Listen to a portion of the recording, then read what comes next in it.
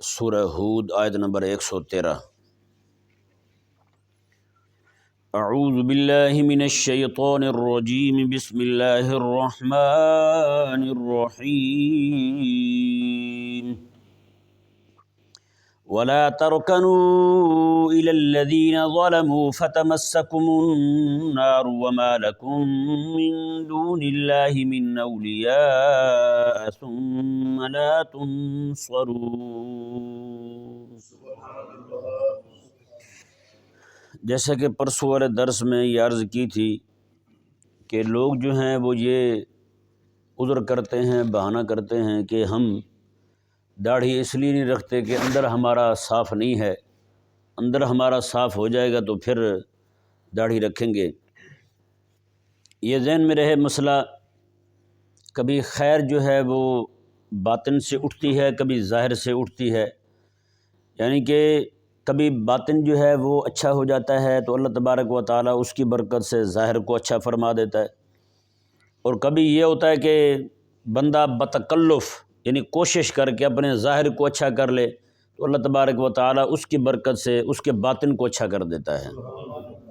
یہ کوئی ایسی بات نہیں ہے، یہ صرف مفت کا عذر ہے، لوگوں کا گھڑا ہوا ایک بہانہ ہے کہ وہ کہتے ہیں نا کرنے والے کے لیے آسانیاں بہت، نہ کرنے والے کے لیے مشکلات بہت، تو اس لیے یہ ایک یعنی کہ غیر مسموع عذر ہے ان کا، جو لوگ یہ کہتے ہیں کہ جناب یہ صرف داڑھی کے متعلق نہیں، باقی بھی ساری چیزیں ایسی ہیں۔ نماز کے متعلق کسی کو کہا جائے بھائی نماز نہیں پڑھتے تو وہ کہتے ہیں بھی اندر صاف ہو جائے تو پھر نماز پڑھیں گے ہم، ہیں جی ہمیں روزہ کیوں نہیں رکھتے، وہ کہتے ہیں جی اندر صاف ہو جائے تو پھر روزہ رکھیں گے۔ تمام تقریباً احکامات کے متعلق وہ صرف یہ عذر کرتے ہیں۔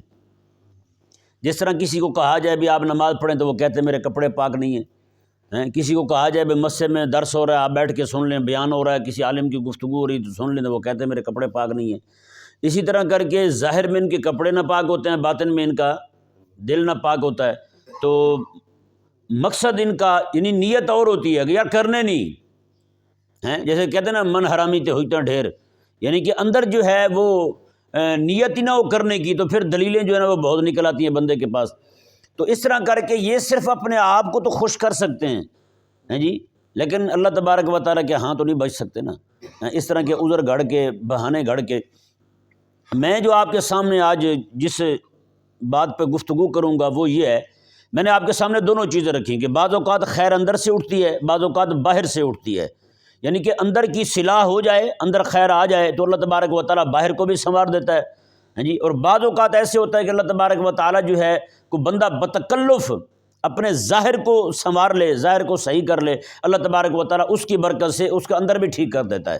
یعنی کوئی بھی نیک کام ہے نا، بندہ زبردستی اپنے آپ کو لگا دے اس کام کی طرف، ایک وقت آئے گا کہ اللہ تبارک و تعالیٰ اس کی نیت کو بھی خالص کر دے گا۔ ہاں محدثین فرماتے ہیں کئی سارے محدثین کا میں نے پڑھا، وہ فرماتے ہیں کہ ہم نے شروع میں جب یہ کام شروع کیا تھا نا پڑھنے والا، ماتے ہماری نیت میں یہ اخلاص نہیں تھا، یعنی ہماری نیت جو ہے وہ لوجہ اللہ نہیں تھی، اللہ تبارک و تعالیٰ کی حصول رضا والی نہیں تھی۔ فرماتے ہیں ہم نے یہ کام شروع کیا، اللہ تبارک و تعالیٰ نے ہماری نیت کو بھی سیدھا کر دیا، ہم بیٹھ گئے یعنی بتکلف اپنے آپ کو بٹھا دیا، اس راہ پر ڈال دیا، اللہ تبارک و تعالیٰ نے کرم فرمایا کہ ہمارا باطن جو ہے وہ بھی ٹھیک ہو گیا، یعنی ہماری نیتیں بھی ٹھیک ہو گئی۔ تو یہ برکت ہوئی کہ بندہ ظاہر کو سنوار لے، اللہ تبارک و تعالیٰ باطن کو سنوار دیتا ہے۔ ظاہر کو بندہ ڈال دینا، جیسے ہم نماز پڑھتے ہیں نا، صحیح بتائیں یار آپ بھی بیٹھے میں بھی بیٹھا ہوں، ہم نماز پڑھتے ہیں، نماز میں کتنا دل لگتا ہے ہمارا، دنیا کی باتیں آ رہی ہوتی ہیں ذہن میں نہیں آ رہی ہوتی ہے یا نہیں، لیکن پھر بھی پڑھے ہوئے ہیں نا، رب کا حکم مان کے آئے ہوئے ہیں نا، تو یہی کہتے ہیں مولا یہ جسم میرے قبضے میں تھا میں لے آیا ہوں، نیت میرے قبضے میں نہیں ہے، دل میرے قبضے میں نہیں ہے، اسے تو سیدھا کر دے۔ یہ تو کم از کم کہہ سکتے نا مولا جتنا میں کر سکتا تھا وہ میں نے کر لیا، اپنے آپ کو لے آیا ہوں، اب قیامت والے دن دل کے معاملے میں میری گرفت نہ فرمانا ہے۔ یہ اس بندے کے لیے بھی ہمارے علماء تجویز فرماتے جو بندہ بار بار گناہ کر رہا ہو، توبہ کر رہا ہو، ٹوٹ جائے، پھر گناہ کرے، توبہ کرے، پھر ٹوٹ جائے، تو وہ بھی اللہ تعالیٰ کی بارگاہ میں یہ عرض کرے مولا میں گناہ گار سیاہ کار جی، شامت نفس کی وجہ سے میں بار بار توبہ کرتا ہوں پھر گناہ ہو جاتا ہے، اب مولا یا تو مجھے بچنے کی توفیق تو عطا فرما دے، یعنی کہ تو ہی مجھے روک دے اپنی قدرت کاملہ کے ذریعے، یا پھر اتنا کرنا قیامت والے دن پکڑنا نہ مجھے۔ ہیں؟ نہیں سمجھ آ رہا مسئلہ؟ تو ظاہر کو تو ہم ڈال دیں نا رب تعالیٰ کی بارگاہ میں. اب رمضان المبارک کا مہینہ آئے گا، جو بد نیت لوگ ہیں وہ بھی یہی کرتے ہیں. تو بھئی اپنے آپ کو ڈال دو اس راہ پر، ہیں؟ اپنے آپ کو اس راہ پر ڈال دو، روزہ رکھ لو تم. ہاں جی، نیت آپ کی خالص نہیں ہو رہی اور معاملات ہو رہے ہیں، تو ضروری تھوڑا ہے کہ دل تمہارے قبضے میں نہیں ہے. اللہ تبارک و تعالیٰ جو تو سارا دن بھوکا بیٹھا رہے گا نا، اللہ تبارک و تعالیٰ ان کی برکت سے جو نیک روزے دار ہیں، جن کی نیتیں ٹھیک ہیں، ممکن ہے اللہ تعالیٰ ان کی برکت سے تیرا روزہ بھی قبول کر لے. نہیں سمجھ پڑا مسئلہ؟ تو اس لیے اب دیکھیں، بزرگوں نے، اسلاف نے، صوفیاء کرام نے ایک حکایت نقل کی ہے اس معاملے میں، بہت زبردست ہے. وہ فرماتے ہیں کہ چور چوری کرنے گئے ہوئے تھے ایک علاقے میں. چوری کرنے کے لیے گئے تو ہوا یہ کہ وہاں پر لوگ جاگ گئے، گھر والے، اور یہ ایک دم سے بھاگے. اب علاقے سے نکل بھی نہیں سکتے تو کیا کریں؟ وہ 5-7 گلیوں کا فرق پڑ گیا تو ایک دروازے پہ جا کے دستک دی. گھر کا جو وڈیرا تھا، صاحب الدار، وہ باہر آیا. اس نے کہا ہاں جی خیر تو ہے، اس وقت آپ یہاں میرے گھر تشریف لائے؟ انہوں نے کہا جی ہم مدرسے کے طالب علم ہیں، پڑھنے کے لیے جا رہے ہیں حصول علم کے لیے، تو رات پڑ گئی تھی، ہم نے کہا چلو آپ کا دروازہ بجائیں، ممکن ہے آپ رات کو ٹھہرنے دیں. لو جی وہ وہاں ٹھہر گئے. انہوں نے کہا جی آئیں جی. اس نے ان سب کو بٹھایا، گھر والی کو اٹھایا، اس نے کھانا تیار کیا. کھانا تیار کرنے کے بعد ان کے سامنے رکھا، انہوں نے کھانا کھایا. اب صبح کا وقت ہوا نا، وہ ان سب کے لیے تحفے تحائف لایا، سب کو نذرانے دیے، بڑا ہی خوش ہوا. اس نے کہا بڑا احسان کیا آپ لوگوں نے، آپ میرے گھر میں تشریف لائے، آپ کے آنے کی برکت سے میری بہت بڑی مصیبت ٹل گئی ہے. انہوں نے کہا مصیبت ٹل گئی؟ انہوں نے کہا آپ حضور کے دین کے مدرسے کے طالب علم ہیں، تو میری بیٹی جو ہے عرصے سے بیمار پڑی تھی، اپاہج تھی، اس کے اعضاء ٹھیک نہیں تھے. تو آپ نے جو کھانا کھایا وہ بچا، تو وہ کھانا میں نے تبرک کی نیت سے کہ حضور کے مدرسے کے طالب علم ہیں، وہ میں نے اپنی بیٹی کو کھلا دیا. تو کہتے ہیں اللہ تبارک و تعالیٰ نے میری بیٹی کو آنن فانن شفا عطا فرما دی. بتائیں، ابھی تو بھائی نہ انہوں نے ظاہر سنوارا ہے نہ باطن سنوارا ہے، کچھ بھی نہیں سنوارا، صرف جھوٹ بولا تھا انہوں نے. اس بندے کی جو عقیدت تھی کہ حضور کے دین پڑھنے والے بچے ہیں، ان کی خدمت کروں تو اللہ تبارک و تعالیٰ کرم فرمائے گا، لیکن وہ ان کی نیت صحیح نہیں تھی نا. لیکن جس نے ان کے ساتھ نیکی کی تھی اس کی نیت تو ٹھیک تھی.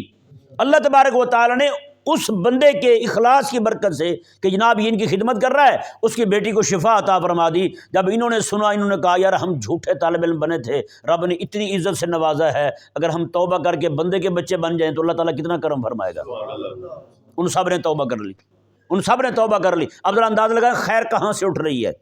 خیر یہاں نہ ان کے اندر سے اٹھی ہے نہ ان کے باہر سے اٹھی ہے، بلکہ صرف ان کی زبان سے جو ایک جھوٹ نکلا تھا، اس بندے نے ان پر اعتماد کیا. خلاق کائنات نے اتنا بڑا کرم فرمایا، اس کے گھر اللہ تعالیٰ نے حسن نیت کی وجہ سے، اس کی نیت اچھی تھی، اللہ تعالیٰ نے اس کے گھر میں شفا عطا فرما دی. اس کی نیت اچھی تھی، اللہ تبارک و تعالیٰ نے ان کو بھی توبہ کی توفیق عطا فرما دی. سارے پڑھنے لگے.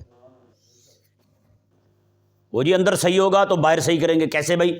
امام اعظم ابو حنیفہ رضی اللہ تعالیٰ عنہ، آپ سر پہ امامہ باندھا ہوا ہے، ابھی تک پڑھتے نہیں ہیں، پڑھا نہیں ہے علم آپ نے، سر پہ امامہ باندھا ہوا ہے اور بیٹھے ہوئے اپنے کام میں لگے ہوئے ہیں. ایک خاتون آئی مسئلہ پوچھنے کے لیے، اس نے کہا کہ حضرت یہ مسئلہ تو بتا دیں. امام اعظم ابو حنیفہ رضی اللہ عنہ فرمانے لگے کہ ماسی میں تو عالم نہیں ہوں، میں عالم نہیں ہوں. تو اس مائی نے کہا ایسے اتنا بڑا امام باندھا ہوا ہے تو نے، عالم نہیں ہے، عالموں والا حلیہ کیوں بنایا ہوا ہے تو نے، اتنا بڑا امامہ باندھا ہوا ہے تو نے، اور پتہ تجھے مسئلے کا نہیں ہے. اللہ اکبر کبیرہ. امام اعظم ابو حنیفہ فرماتے ہیں میرے دل کو چوٹ لگی، میں وہاں سے اٹھا سیدھا امام حماد کے پاس چلا گیا، اپنے استاد کے پاس. میں نے کہا جی پڑھائیں مجھے، بتائیں. ظاہر اپنا بنایا ہوا تھا تو اللہ تبارک و تعالی نے دل میں علم کی محبت ڈال دی. امام اعظم ابو حنیفہ رضی اللہ عنہ فرماتے تھے ایک عورت ہے جس نے مجھے ابو حنیفہ یعنی مجھے عالم بنا دیا. امام اعظم ابو حنیفہ خود فرمایا کرتے تھے ایک عورت نے مجھے، فرماتے ہیں کہ ایک عورت کا اور بھی قصہ سنایا کرتے تھے امام صاحب. فرماتے تھے ایک عورت نے مجھے جو ہے وہ علم کی راہ پر ڈال دیا۔ وہ کیسے ڈالا؟ وہ ایسے ڈالا اس خاتون نے، اور کیسے کہ ظاہر آپ نے سنوارا ہوا تھا اپنا، یعنی کہ علم والا بنایا ہوا تھا، جیسے علماء باندھتے ہیں، لباس پہنتے ہیں، علماء کا امامہ ہوتا ہے، ویسے باندھا ہوا تھا آپ نے امامہ شریف، جیسے محدثین باندھا کرتے تھے اس وقت۔ تو مائی صاحبہ نے جناب یہ اعتراض جڑ دیا کہ تو نے امامہ تو باندھا ہوا ہے بڑے بزرگوں والا، ائمہ والا، اور تجھے آتا جاتا کچھ نہیں ہے۔ اللہ اکبر کبیرہ۔ تو پھر میرے رب تبارک و تعالیٰ نے اسے اتنا بڑا عالم بنایا۔ خواجہ محمد معصوم رحمہ اللہ، حضرت مجدد الفسانی رضی اللہ تعالیٰ عنہ کے بیٹے ہیں، آپ فرمایا کرتے تھے، آپ کے مکتوبات میں بھی ہے، حضرت خواجہ محمد معصوم کے مکتوبات میں آپ فرماتے تھے قیامت والے دن جب رب تبارک و تعالیٰ فرمائے گا نا بھی مصطفیٰ کریم علیہ السلام کی امت کا عالم، بڑا عالم، یہ صحابہ کی بات نہیں ہو رہی، وہ ان کی شان ورال ورا ہیں، ان تک کوئی نہیں پہنچ سکتا، کوئی جتنا مرضی بڑا عالم ہو۔ تو مصطفیٰ کریم علیہ السلام کی امت کا سب سے بڑا عالم کھڑا ہو جائے تو فرماتے ہیں ابو حنیفہ کھڑے ہو جائیں گے، ابو حنیفہ سے بڑا عالم کو نہیں۔ تو بتائیں اتنا بڑا عالم بنا تو کیسے بنا؟ یار تو اپنا ظاہر سنوار لے، ممکن اللہ تبارک و تعالیٰ تیرے دل میں وہ چھینٹے ڈال دے ہیں، تجھے جو اہل زمانہ پر تجھے فوقیت دے دیں۔ یہ کیا طریقہ ہوا بھائی؟ باطن ٹھیک نہیں ہو رہا تو ظاہر کیوں ٹھیک کریں؟ ہاں جی، امامہ باندھنے کا فائدہ کیا ہے؟ ٹوپی سر پہ رکھنے کا فائدہ کیا ہے؟ داڑھی رکھنے کا فائدہ کیا ہے؟ ہاں جی، شریعت پر عمل کرنے کا فائدہ کیا ہے؟ نماز پڑھنے کا فائدہ کیا ہے؟ روزہ رکھنے کا فائدہ کیا ہے؟ اس طرح بھی سارا کچھ چھوٹ جائے گا تجھ سے، پھر کچھ بھی ہاتھ نہیں رہے گا۔ آئیں بخاری شریف کی ایک حدیث پاک سنیں، یہ حدیث پاک بخاری میں بھی ہے اور باقی بھی کتب حدیث میں، مشکوٰ شریف میں بھی حدیث پاک موجود ہے، الادب المفرد میں امام بخاری رحمہ اللہ نے وہاں بھی نقل کی ہے، اور بھی بہت ساری کتابوں میں یہ حدیث پاک موجود ہے۔ حدیث پاک کیا ہے؟ راوی اس کے حضرت ابو ہریرہ رضی اللہ تعالیٰ عنہ ہیں۔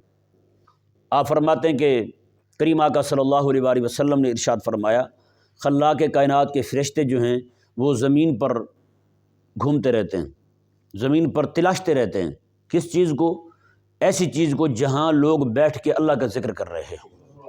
یہ جو آپ بیٹھے ہوئے نا، یہ اللہ کا ذکر کر رہے ہیں، اللہ تعالیٰ کے احکامات کو سن رہے ہیں، اللہ تعالیٰ کی وحی کو سن رہے ہیں۔ ماتے وہ فرشتے جو ہیں وہ اللہ تبارک و تعالیٰ کی ذکر کی جو محافل لگتی ہے نا، وہاں بیٹھ کے مسنون طریقے سے جو ذکر کیا جائے ہیں، وہ ذکر کی محافل ڈھونڈتے ہیں۔ میرے آقا علیہ السلام نے میں کچھ فرشتوں کو ایسی جگہ ملتی ہے جہاں لوگ بیٹھے ہوئے اللہ کا ذکر کر رہے ہوتے ہیں، تو ماتے ہیں کہ اس وقت کھڑے ہو کے فرشتے آواز دیتے ہیں دوسروں کو، ہلمو آؤ ادھر آؤ، تمہارا مقصود تو یہاں ہے، یہاں آ جاؤ۔ اور حدیث پاک میں میرے آقا صلی اللہ علیہ وآلہ وسلم نے ارشاد فرمایا، وہ فرشتے جو ہیں پھر اتنے جمع ہو جاتے ہیں کہ اس محفل کو اس طرح ڈھانپ لیتے ہیں اپنی رحمت کے پروں کے ساتھ کہ وہ ڈھانپتے ڈھانپتے ڈھانپتے ڈھانپتے آسمان کی چھت کو جا لگتے ہیں۔ اتنے فرشتے جمع ہو جاتے ہیں، اتنے فرشتے جمع ہو جاتے ہیں، ہاں جی، ان کے ذکر کی محافل کو، ان کی باتوں کو سنتے ہیں۔ وہ میرے کریم آقا صلی اللہ علیہ وآلہ وسلم ارشاد فرماتے ہیں، پھر وہ فرشتے جو ہیں جب اللہ تبارک و تعالیٰ کی بارگاہ میں حاضر ہوتے ہیں اپنا کام پورا کر کے، روزانہ کے جو مامور ہیں فرشتے جب اللہ تعالیٰ کی بارگاہ میں حاضر ہوتے ہیں تو اللہ تبارک و تعالیٰ فرماتا ہے ان کو کہ ہاں کہاں سے آئے ہو؟ میرے آقا علیہ السلام میں اللہ جانتا بھی ہے کہ یہ کہاں سے ہیں، پھر بھی رب پوچھتا ہے یہ پھر صرف اور صرف اپنے ان بندوں کی عظمت کو اونچا کرنے کے لیے ہیں۔ تو اللہ تعالیٰ پوچھتا ہے ہاں کہاں سے آئے ہو؟ وہ کہتے ہیں یا اللہ ہم فلاں جگہ فلاں علاقے میں گئے تھے، وہاں تیرے بندے بیٹھے تیرا ذکر کر رہے تھے۔ رب فرماتا ہے وہ مجھے یاد کر رہے تھے، مجھے دیکھا بھی ہے انہوں نے کبھی؟ فرشتے کہتے ہیں مولا دیکھا تو نہیں ہے۔ اللہ تبارک و تعالیٰ فرماتا ہے ملائکہ یہ تو بتاؤ اگر مجھے دیکھ لیں تو ان کا کیا حال ہو؟ تو کہتے ہیں مولا اگر تجھے دیکھ لیں تو پھر تو اور زیادہ یاد کریں تجھے، پھر تو تڑپ ان کی بڑھ جائے، ابھی نہیں دیکھا صرف تیرا نام سنا ہے تو جان دینے کو پھرتے ہیں، تجھے دیکھ لیں تو ان کا کیا حال ہو؟ میرے آقا صلی اللہ علیہ وآلہ وسلم نے ارشاد فرمایا کہ اللہ تبارک و تعالیٰ فرماتا ہے کوئی شے مانگتے بھی تھے؟ فرشتے کہتے ہیں مولا ہاں تیری جنت مانگ رہے تھے۔ رب تبارک و تعالیٰ فرماتا ہے کہ وہ جنت دیکھی ہے انہوں نے کہا جی نہیں دیکھی۔ رب تعالیٰ فرماتا ہے کہ اگر دیکھ لیں تو پھر فرشتے کہتے ہیں مولا اگر دیکھ لیں تو اور زیادہ مانگیں، اور زیادہ ان کی تڑپ بڑھ جائے، ان کی طلب بڑھ جائے۔ اللہ اکبر۔ تو رب تبارک و تعالیٰ فرماتا ہے اچھا کسی شے سے پناہ بھی مانگتے تھے؟ وہ کہتے ہیں مولا ہاں جہنم سے پناہ مانگتے تھے۔ وہ کہتے تھے مولا ہمیں جہنم سے بچا لے۔ رب فرماتا ہے جہنم دیکھی ہے انہوں نے، اس کا عذاب دیکھا ہے، اس کی چیخ و پکار دیکھی ہے، آؤ فغاں سنی ہے، اس طرح کے معاملات دیکھے انہوں نے؟ وہ کہتے ہیں مولا دیکھے تو نہیں ہیں۔ رب فرماتے ہیں اگر وہ دیکھ لیں تو پھر فرشتے عرض کرتے ہیں مولا دیکھ لیں تو پھر تو اور زیادہ روئیں، اور زیادہ گڑ گڑائیں۔ رب فرماتا ہے ملائکہ گواہ بن جاؤ میں نے ان سب کے لیے جنت واجب کر دی ہے، جہنم کا دروازہ ان سب کے لیے بند کر دیا ہے۔ رب ملائکہ کو گواہ بناتا ہے کہ تم سارے گواہ بن جاؤ۔ ہاں جی، رب کو گواہ بنانے کی کیا ضرورت ہے؟ رب تعالیٰ نے ارادہ فرما لیا تو فرما لیا۔ یہ بھی بندہ مومن کی عظمت اور شان کو اونچا کرنے کے لیے رب تبارک و تعالیٰ ملائکہ کو گواہ بناتا ہے۔ اب دیکھیں، فرشتے کہتے ہیں مولا تو نے تو سب کو بخش دیا، سب کو جنت دے دی، ایک بندہ ان میں ایسا بھی تھا، اب دیکھیں خیر کہاں سے اٹھ رہی ہے، ایک بندہ ان میں ایسا بھی تھا جو ان میں شامل نہیں تھا لیکن آ کے بیٹھ گیا، لحاجہ جا لحاجہ، وہ کسی کام سے آیا تھا، اس کی نیت بھی یہ نہیں تھی ذکر میں بیٹھنے کی، اس کی نیت یہ نہیں تھی کہ استغفار کرنے کی، اور نہ ہی اس نے کچھ کیا، وہ تو صرف بیٹھ گیا ان کے ساتھ، نیت اس کی کچھ اور تھی، اپنے کام کے لیے وہ آیا تھا، وہ وہاں بیٹھ گیا۔ اللہ اکبر کبیرہ، میرے کریم آقا صلی اللہ علیہ وآلہ وسلم ارشاد فرماتے ہیں لا یشکا بہم جلیسہم، میرے آقا علیہ السلام فرماتے ہیں، رب فرماتا ہے ملائکہ یہ میرے ان بندوں کی جماعت ہے، ان کے پاس جو بیٹھ جائے وہ بدبخت رہتا ہی نہیں، ان کے پاس جو بیٹھ جائے بدبخت نہیں رہتا۔ اب ذرا اس حدیث پاک پر ذرا غور کریں آپ بھی، ہیں جی، اب اس کا صرف اس نے ظاہر اپنا جسم ان کے ساتھ رکھا ہوا ہے، نیت ان کے پاس بیٹھنے کی نہیں ہے، اپنے کام کے لیے آیا ہوا وہ بندہ، سمجھ آیا مسئلہ؟ نیت اس کی وہاں بیٹھنے کی نہیں ہے، گھر سے اس نیت سے نہیں نکلا کہ میں اس مجلس میں جا کر کے بیٹھوں گا، گھر سے اس نیت سے نہیں نکلا وہاں جا کر بیٹھوں گا، اللہ تعالیٰ کا ذکر کروں گا، وہاں بیٹھ کے علم دین حاصل کروں گا، وہاں بیٹھ کے جناب میں توبہ طائب ہوں گا، میں استغفار کروں گا، وہ بغیر نیت کے آیا، اور لحاجہ جا لحاجہ، اپنی حاجت سے آیا تھا، وہ آ کر کے صرف ان میں بیٹھ گیا، صرف ظاہر اس نے اپنا ان کے ساتھ بٹھا دیا، اس نے بس اپنے آپ کو وہاں رکھ دیا کہ مولا میں بیٹھا ہوں ان کے ساتھ، یعنی کوئی نیت نہیں ہے اس کی۔ اللہ اکبر کبیرہ، دیکھیں نا، اب ذرا یہاں پہ آ کے وہ حدیث ذرا دیکھیں، انما الاعمال بالنیات، کہ اعمال کا دار و مدار تو نیتوں پر ہے، اعمال کا دار و مدار ہے نیتوں پر ہے، تو یعنی کوئی بھی عمل بغیر نیت کے قبول ہی کوئی نہیں، لیکن یہاں کیا ہے؟ غور کریں گے اس حدیث پاک پر یار، دونوں حدیثوں پر ذرا غور کریں۔ آقا علیہ السلام فرماتے ہیں کوئی بھی عمل بے نیت قبول ہی کو نہیں، اور یہ کیا ہے؟ مطلب یہ ہے رب تبارک و تعالیٰ فرماتا ہے عمل میں وہی قبول کرتا ہوں جو نیت والا ہو، حسن نیت ہو جس میں، اخلاص ہو جس میں، لیکن رب تبارک و تعالیٰ یہ بھی فرماتا ہے میں فضل فرماؤں تو بے نیت کے بھی قبول کر لیتا ہوں، یہ رب کا فضل ہے معاذ، ہاں یہ رب تعالیٰ نے معاذ فضل فرمایا اپنا کہ جناب وہ بے نیت بیٹھا ہوا ہے۔ کیوں رب تبارک و تعالیٰ نے کرم فرمایا؟ اس لیے رب تعالیٰ نے کرم فرمایا کہ وہ رش تو ان کا بڑھا رہا ہے نا، جو میرے پیارے ہیں، جو میرے پیارے ہیں، میرے ماننے والے ہیں، مجھے یاد کرنے والے ہیں، میرا دیدار مانگنے والے ہیں، میرے دین کے، میری شریعت کے احکامات معالم سیکھنے والے ہیں،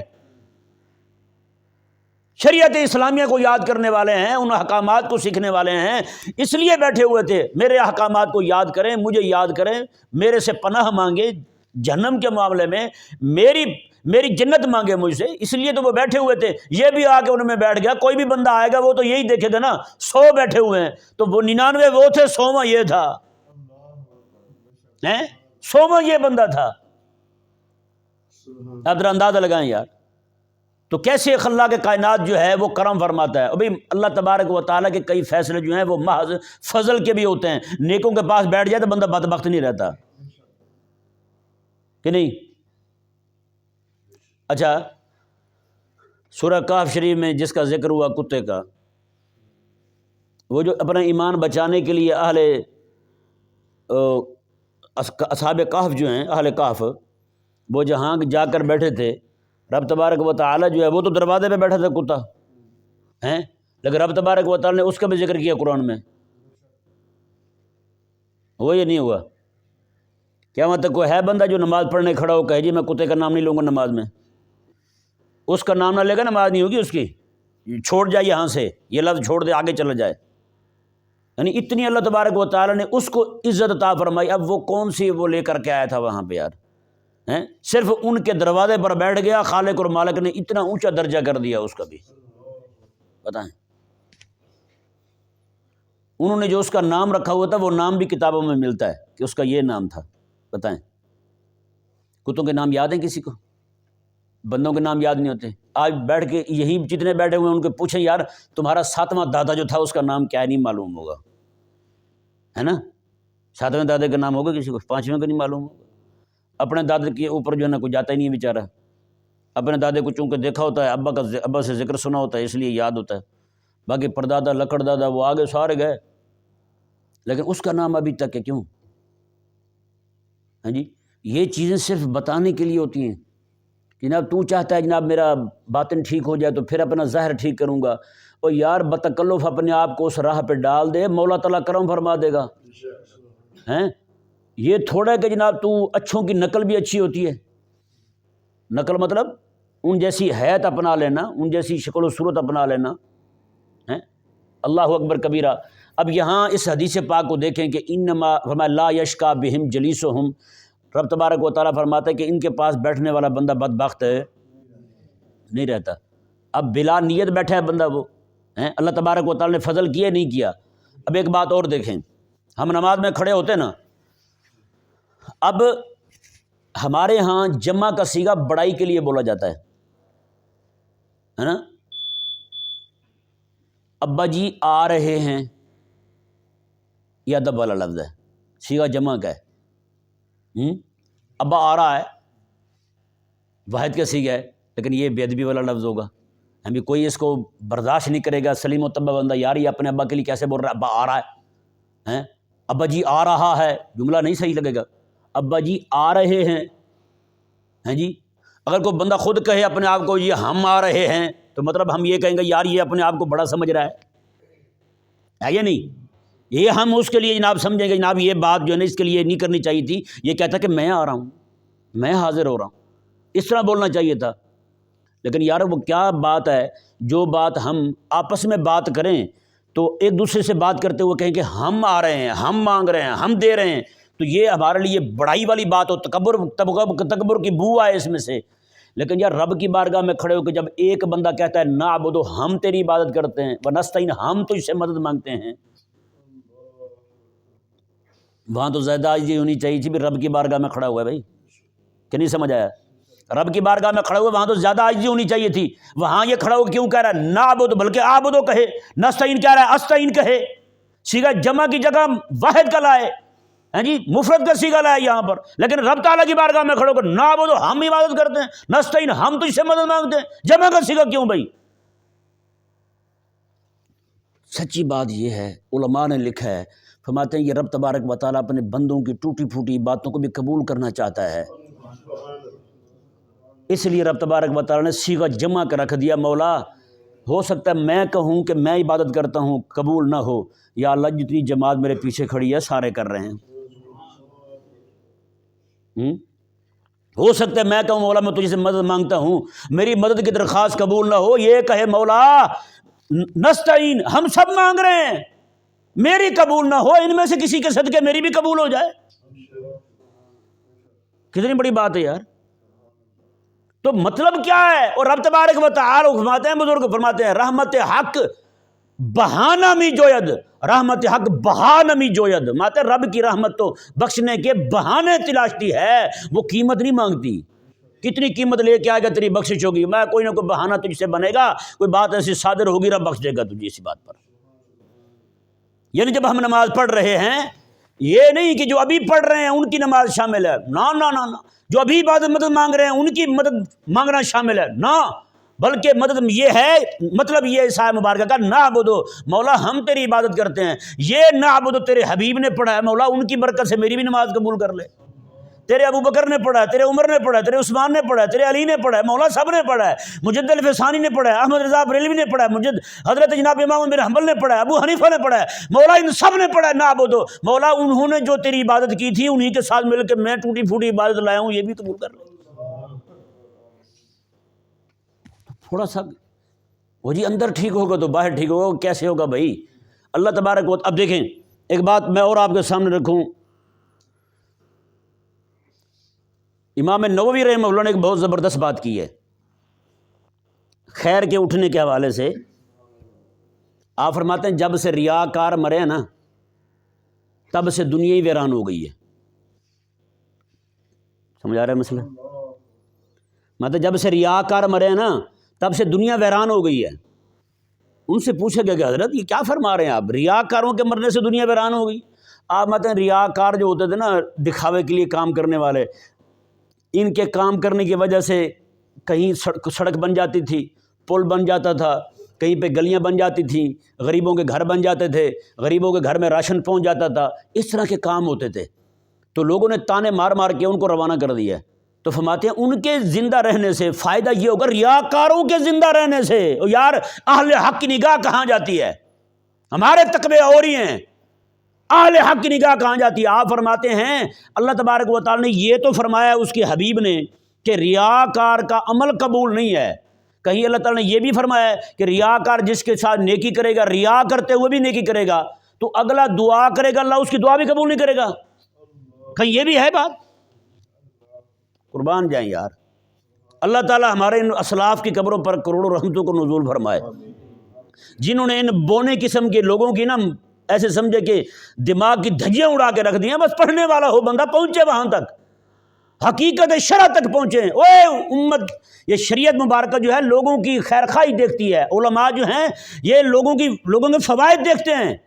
یہ ایک بندہ جو ہے وہ ریا کے طور پہ کر رہا ہے، کام کر رہا ہے، ہاں جی، کوئی بندہ کھڑا ہو کے اس کو تقویٰ جاگے اس کو ڈانٹ دے، اوے یہ کیا کر رہا ہے، وہ رک جائے گا۔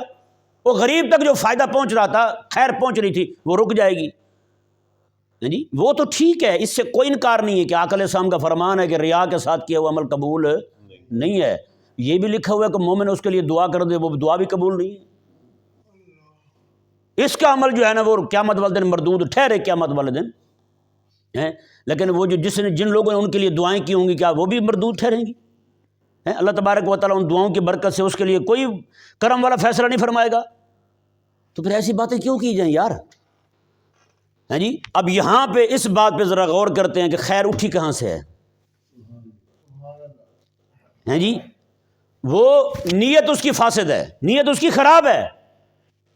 یہ ذہن میں رہے بھائی، میں پہلے کہہ رہا ہوں، میں کو نعوذ باللہ اس بات کی اجازت نہیں دے رہا کہ جناب ٹھیک ہے دبا کے رکھیں، ٹھیک ہے نا جی، میں صرف نفس مسئلہ کو واضح کرنے کے لیے عرض کر رہا ہوں۔ خیر کہاں سے اٹھی ہے یہ دیکھیں، اس بات پہ ذرا غور کریں۔ اس کی نیت تو فاسد ہے، لوگوں کو دکھانے کی ہے، لوگ دیکھیں اور کہیں واہ واہ واہ واہ کیا بات ہے، ہاں جی، اس کی نیت فاسد ہے، لیکن بظاہر جو لوگوں کو دے رہا ہے، ہاں جی، عمل ظاہری کر رہا ہے نا، اندر تو فساد آ گیا، باہر سے نیکی کر رہا ہے۔ اب خیر کہاں سے اٹھ رہی ہے؟ اس کو یہ خیر ملی تو کہاں سے ملی؟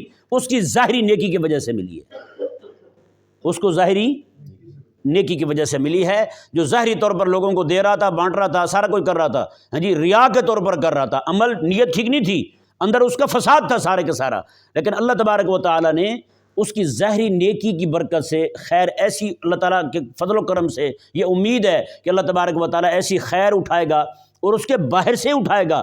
اس نے جو بظاہر نیکی کی تھی، اللہ تبارک و تعالیٰ جو ہے وہ لوگوں کی دعاؤں کی برکت سے اس کا بیڑا پار کر دے گا، ہاں جی، اندازہ لگائیں۔ تو اس لیے یہ کہنا کہ جناب میرا ظاہر باطن ٹھیک ہو جائے تو پھر ظاہر کو ٹھیک کروں گا، یہ سراسر اپنے آپ کو دھوکے میں رکھنے والی بات ہے، ہاں جی، یہ کہنا کہ جناب میرا باطن ٹھیک ہو جائے پھر نماز پڑھوں گا، یہ اپنے آپ کو دھوکے میں رکھنے والی بات ہے، ہاں جی۔ قیامت والے دن جو ہے یعنی پھر دو گناہ جمع ہو جائیں گے نا، ایک باطن خراب، دوسرا ظاہر بھی خراب، ہیں۔ کسی بندے کی جو ہے نا وہ اندر کی جو ہے نا وہ چھت گری ہوئی ہو، کوئی بندہ دنا ایسا ہوگا کہ باہر کی دیواریں بھی گرا دے، بولو نا ذرا یار، پاگل ہی ہوگا نا، جو ہوگا یار چھت گری ہوئی ہے دیوار کھڑی کرنے کا کیا فائدہ ہو؟ بھائی چھت گری ہوئی ہے، دیوار کھڑی ہوئی ہے، گھر کی عورتیں تو پردے میں ہیں، پردہ تو رکھا ہوا ہے اور نماز پڑھ رہا ہے، لوگوں میں پردہ تو ہے یار۔ ایک گناہ باطن خراب، دوسرا گناہ ظاہر خراب کر لیا، یہ دو گناہ جمع ہو گئے۔ تو بتائیں ایک گناہ کی وجہ سے، میں آپ کو آسان مثال کے سمجھاتا ہوں، بندے کا ایک ہاتھ ناپاک ہے، دوسرا ہاتھ پاک ہے، ناپاک ہاتھ سے پاک ہاتھ صاف کیا جا سکتا نہیں کیا جا سکتا؟ کوئی بندہ کہے یار ایک پاک رکھنے کا فائدہ کیا ہے، اسے بھی ناپاک کرو، دوسرے کو بھی ناپاک کر لے، تو بتائیں پھر پاک کیسے کرے گا؟